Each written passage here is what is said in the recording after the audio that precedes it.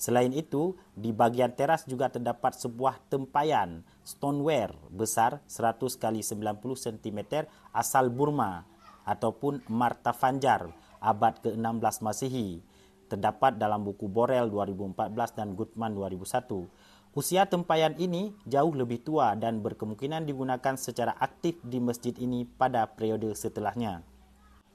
Menurut takmir ataupun penjaga masjid yang telah berumur 73 tahun menuturkan bahawa Masjid Baitur Rahman ini adalah masjid pertama di Trenggading yang didirikan oleh seorang ulai balang. Nama ulai balang tersebut adalah Teku Wancu, seorang bangsawan yang juga sangat dalam ilmu agama Islam. Makam yang dipercayai milik beliau ditandai oleh nisan Aceh, terletak 3 meter di sisi barat masjid ini.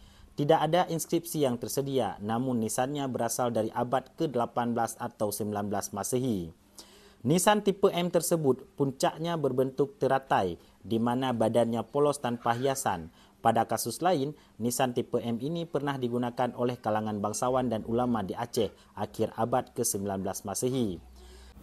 Arsitektur jelas menampilkan bahawa masjid ini adalah salah satu masjid megah di Pidijaya pada masa lampau.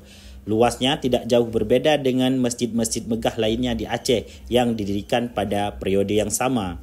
Kemudian, posisi masjid ini sangat jelas menggambarkan lanskap pemukiman Islam kuno bahawa Masjid Baitur Rahman di Gampung Puduk merupakan pusat aktivitas keagamaan masyarakat Trenggading sekitar abad ke-19 Masehi.